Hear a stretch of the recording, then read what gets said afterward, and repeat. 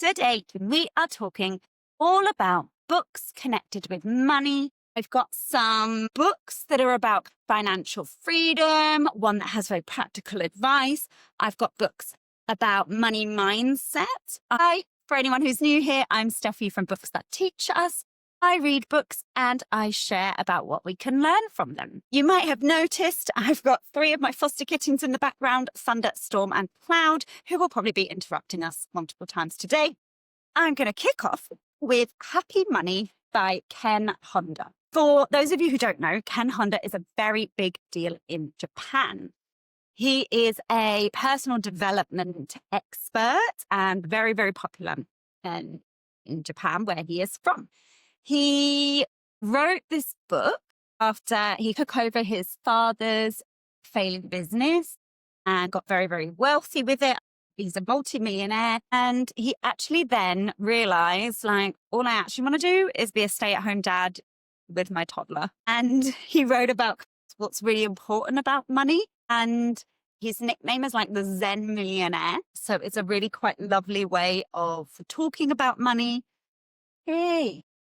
Really lovely way of thinking about money. So the idea is that there's happy money and there's unhappy money. And it's all about kind of having this flow of money coming in and out, and that we mustn't ever be giving money or taking money when it is unhappy. So I was thinking about this in terms of if you're giving someone money or lending them money, but you're resentful of doing so, then Ken Honda's advice would be you shouldn't do it, because that money now has unhappy reasons behind it, and it's not actually going to benefit that person properly because you're being resentful of it. I think that really links in with a lot of boundary conversations as well, right? When you're lending money or gifting it, it needs to come from a place of love for that person and not then resent them for that.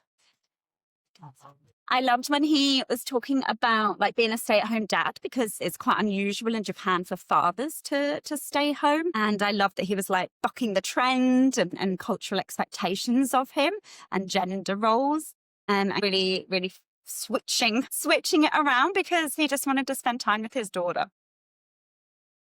And he talks a lot about your money IQ and your EQ, your emotional understanding of money. So it's really not a book that's kind of these are the stocks you should invest in. It's very much about your mindset, your understanding of money as a kind of river that can come and go. And there's a few other books on this list that do that as well. And I think he really makes ideas about getting out of that scarcity mindset. And I think I've definitely seen that before, where people are panicking. They think there's not enough money basically to go around or for everybody to have. So then it makes them incredibly tight and ungenerous.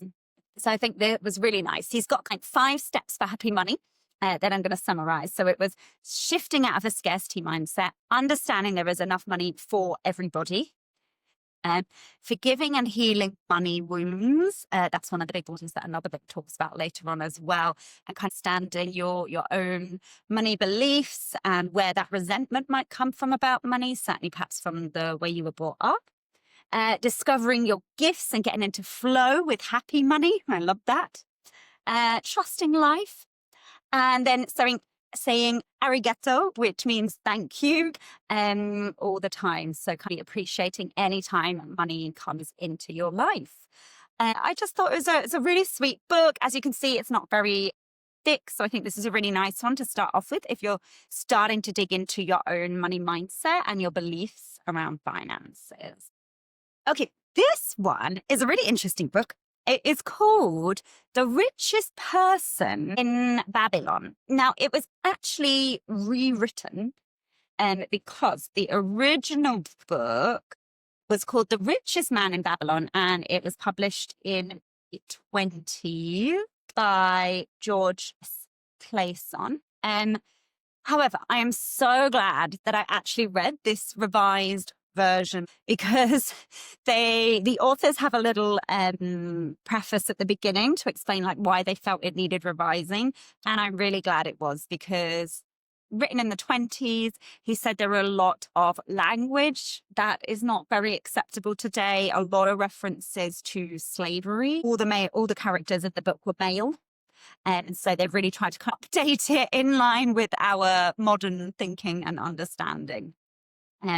So it is called The Richest Person in Babylon. And it's basically all these little tales told about characters who were living in the city of Babylon, known to be mythically the richest place in the world. And it's about the money lenders there, about people recommending each other things. There are characters who are camel traders, shop owners, and each one is like a little parable, and it has something to teach you about money. They said they actually excluded one of them because they felt it was very violent and about kind of wars and stuff like that. So I really appreciate that this is a revised version of it. I think some of the main takeaways were like, I didn't think there was anything like brand new for that, but it was just talking about the importance of basically not living paycheck to paycheck, of whenever you get paid. And they always say you get 10 coins and you put 1 coin away for investing. And in terms of investing, it would be like with the money lenders there, which I guess modern day could be like our stocks or our index funds, like stable things that you could do over long term. And in the book, there's lots of people frittering away their extra money on all these plush carpets and nice clothes because they're all trying to keep up with the Joneses, the other characters in the book, and really just seeking wisdom from each other. There are parts where people have been arrested and are then forced to work and trying to get their way out of basically the slavery condition that they are in as a result of being a convict or being captured in the desert. There's lots of stories like that, but each one just has like a little money lesson at the end of it. And so, like, for example, here, this one just right at the end, they write it clearly: better a little caution than a great regret. There's another one: people of action are favored by good luck. So I just think it's a really nice, sweet reminder. It's a very thin book, so if you've not got much time, then I would pick this book to read. And just like, basically, it's like the rules of mastering money haven't changed since the 90s, but also since perhaps the Babylonian times, according to some of these fables. So I think this is a nice one as a reminder and a bit more like light-hearted way of understanding money and understanding the importance of investing and living within your means as well. Okay, my next one, I actually did a whole single video about this book because I thought it was so amazing, and it is Get Rich Lucky Bitch by an Australian writer called Denise Duffield Thomas, DT, we will call her. And I'm actually quite obsessed with listening to her podcast lately, so I'm going to recommend that for anyone who wants to get a handle on their money mindset. I would say that this book is really, really good for entrepreneurs, people interested in starting their own business. It's got me thinking a lot about some of my extra side incomes that I have. I have a profitable travel blog that I work with, and it's got me motivated for maybe doing more from that. My booktube is going to be one of my future income streams. And I think it's just a really good way of challenging our own beliefs, and definitely, like Kemponda mentioned, those money wounds. Denise is very into like money blocks that we all have and decluttering them. And I love that because before I read her book, I honestly had never thought about my own money beliefs. I've just been like, yeah, money is money and blah, blah, blah. But lots of my money beliefs, actually, some of them can be quite negative.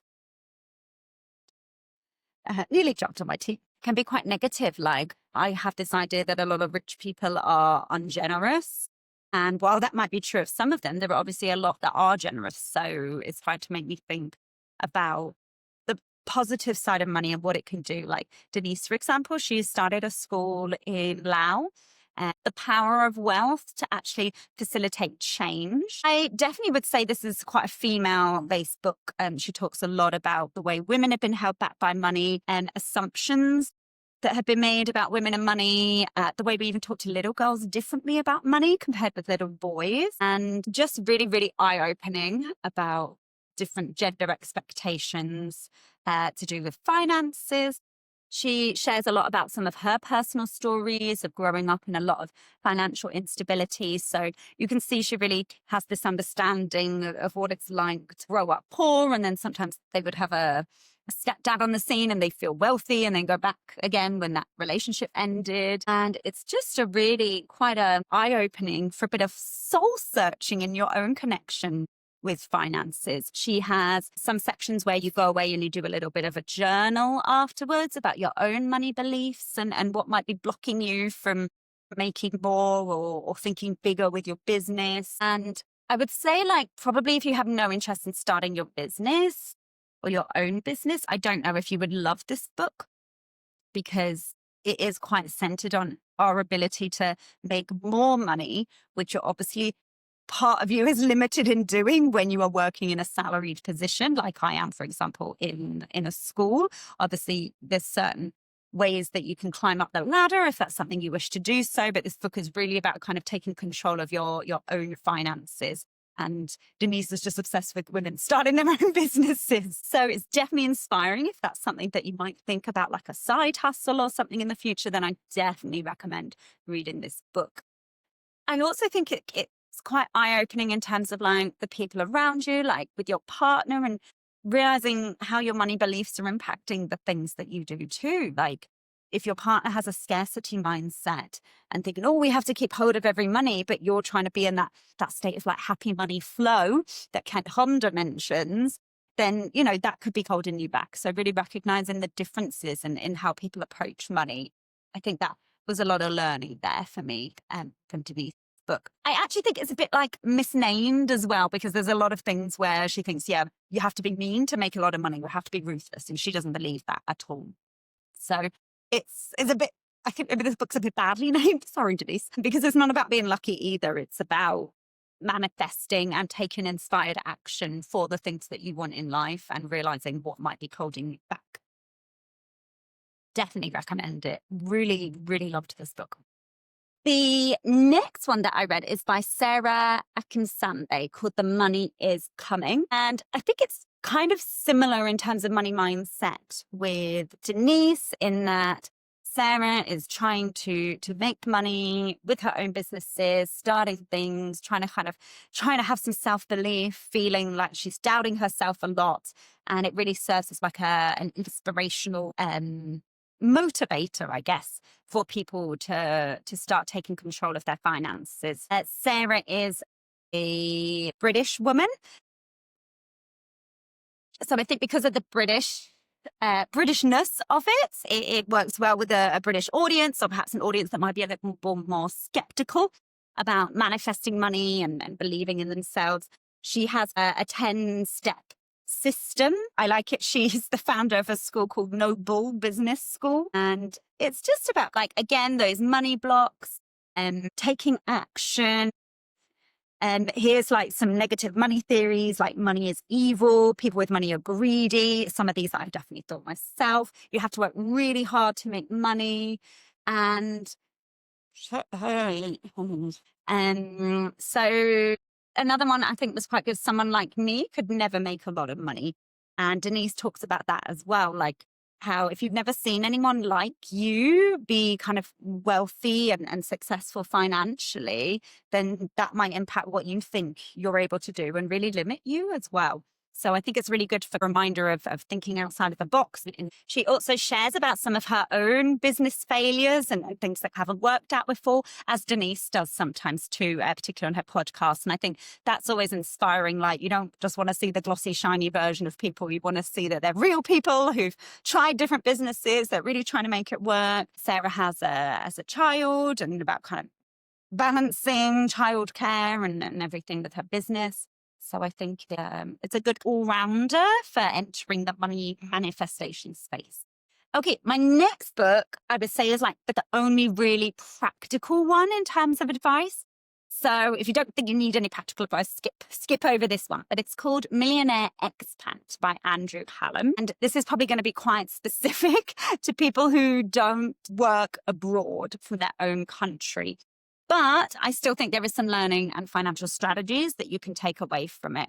So Andrew Hallam is an expat teacher. He is from North America and was teaching in Singapore.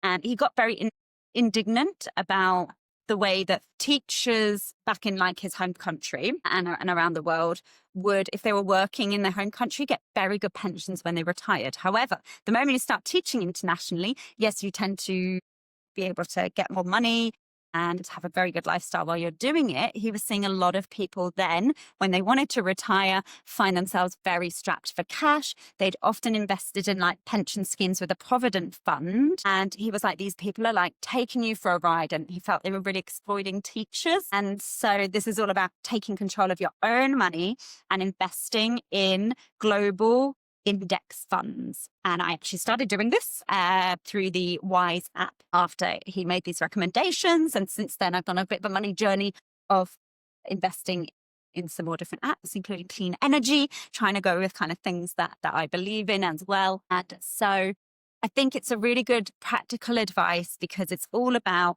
nothing about getting rich quick. It's about letting things grow very slowly. It was actually quite lucky. 2 weeks ago, Andrew Hallam was in Bangkok and I got to go and watch him give a lecture.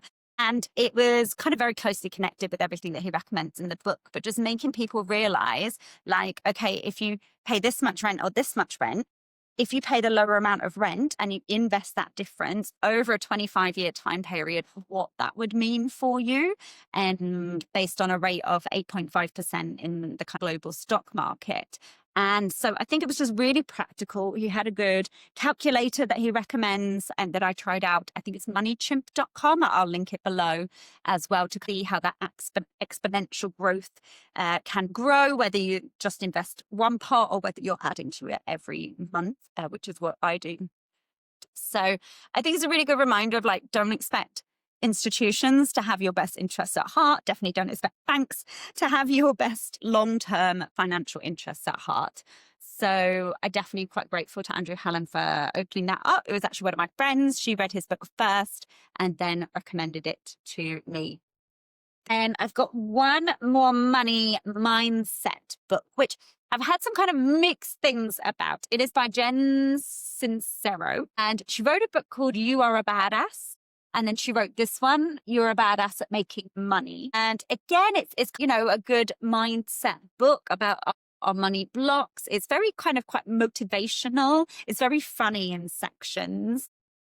There was a part later on, though, where I can't quite agree, because she's basically, one of her things is that if you really have true self-belief, like, you will almost go into debt first to then like launch yourself and your business. And I can't get on board with that, I'm afraid. Some people might disagree with me, but the debt that she gets is actually from someone she knows who has a lot of wealth, who lends her the money. And I'm just like, that's not the same as like a bank who could then take away all of your possessions and send the bailiffs round. So I feel like there's some advice in here, which I personally find a bit irresponsible. And lucky enough for her that she had I believe it was maybe a family member or a very close friend that actually gave her a huge amount of money that many of us would not be able to have access to. So there's some bits of this where I think, yes, it's lovely and motivational, and again, would work well with someone, trying to launch their own business and improve and invest in themselves as like professional and personal development. But there are some sections of this that I felt, this makes me feel quite uncomfortable, because you're encouraging people to go into debt. Whereas when you didn't, it was a person that lent you the money rather than a bank, and the ramifications that people would have if they would to get that money loaned from a bank. So just a little bit mindful of this one about I just would never want people to give irresponsible advice about money. I also want to mention that if you love reading books around the world, I have a book globe you can go check out. It's a spinning interactive globe that you can click on and get all my book recommendations, including some of these from all around the world. Keep reading.